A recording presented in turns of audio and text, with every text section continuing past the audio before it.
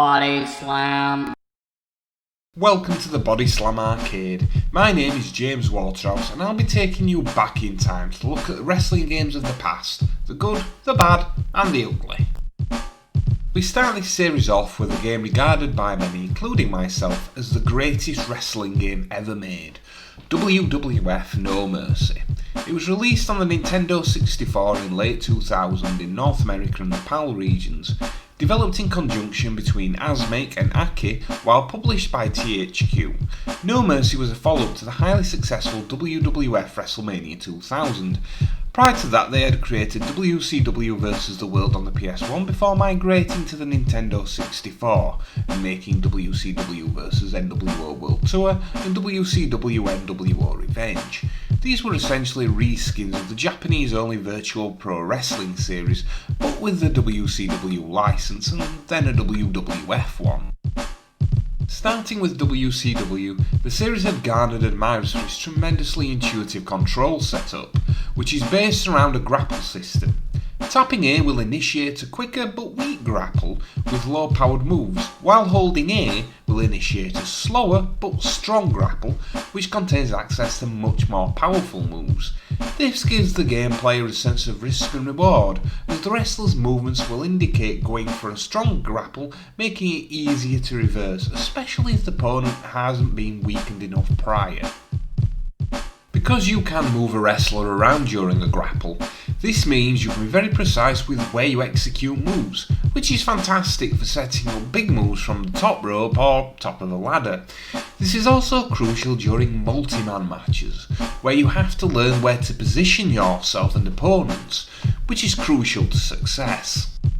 Another staple of the series that's kept from WrestleMania 2000 is the Spirit Meter. Instead of simply using a health bar like other wrestling games, your equivalent, the Spirit Meter, rises and falls depending on the momentum in the bout, so you can actually come back from the jaws of defeat by building your meter back up by using moves and taunts.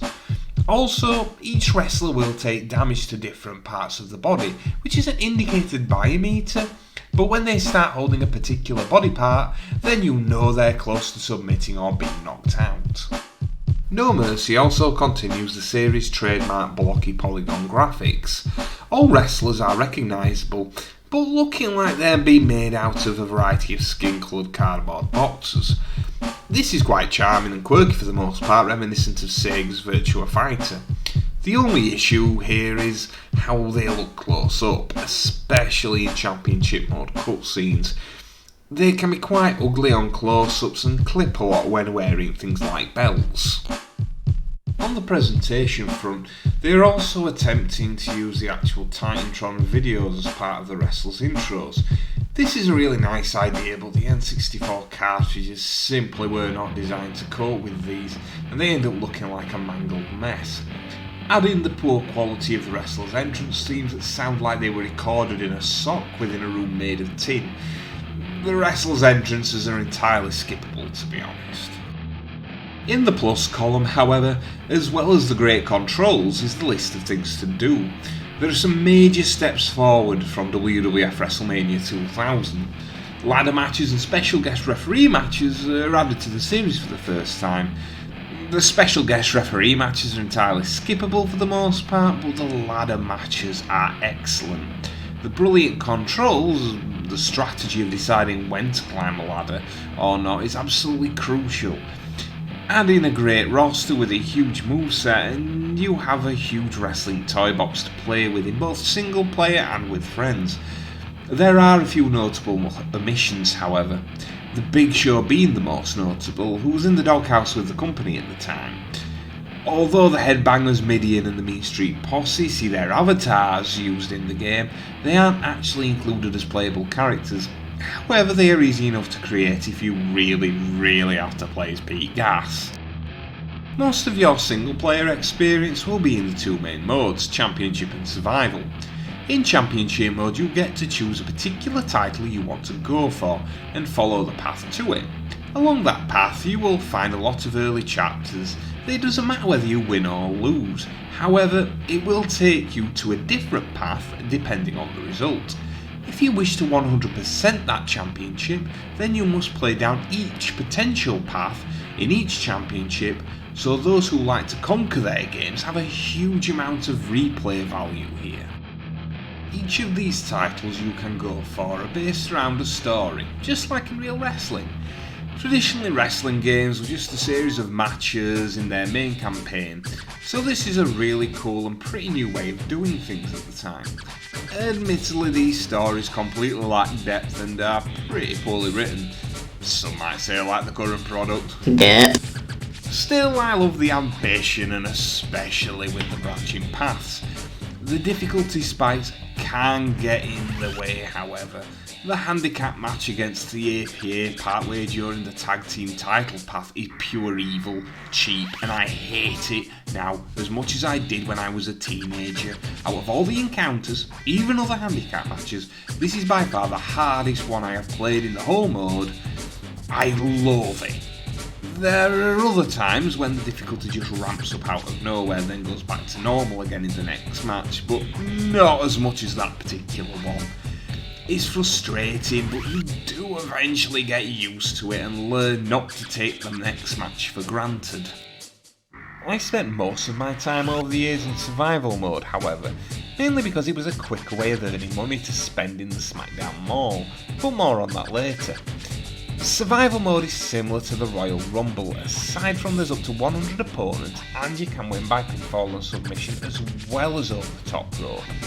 What's cool here is that you actually earn more money for pins and submissions than you do for just throwing your opponent over the top rope, and this adds a certain level of strategy to it. Do you try and use pinfalls and submissions on your opponent, thus earning more money? But the problem there is it takes a lot longer, and you're also at greater risk of being eliminated because you're in the ring longer. Whereas, yes, you could go and try and throw your opponents over the top rope, which is much quicker, but you earn a lot less money by doing so. The other thing about survival mode is it's also the main way of unlocking secret wrestlers, with secret wrestlers entering every 10 spots or so.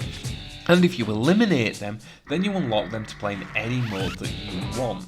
The one area where survival mode falls down is it's highly luck based.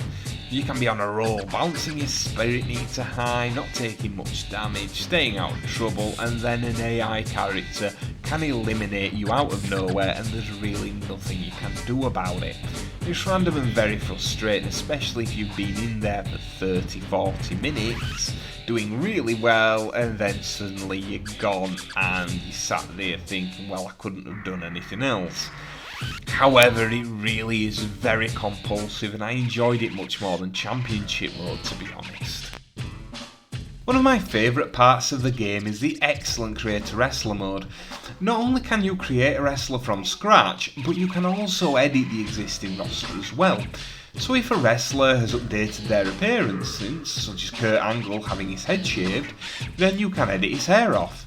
Sadly, you can't edit a wrestler's moveset, which sucks as it says in the manual that you can, but this feature has been locked by the time the game came out, so you can't add the ankle lock to Kurt Angle, for example.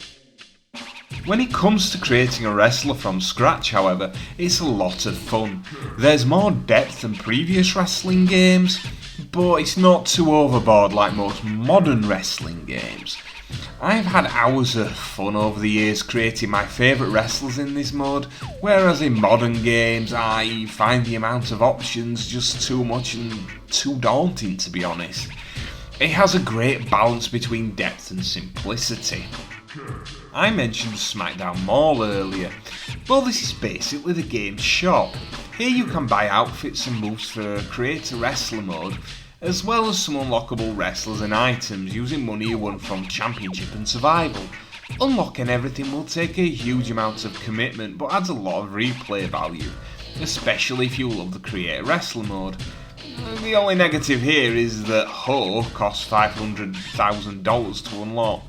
Yes, first of all, there's a playable character called Ho in a Nintendo 64 exclusive game, and second, Ho is the hardest character to unlock in the whole game.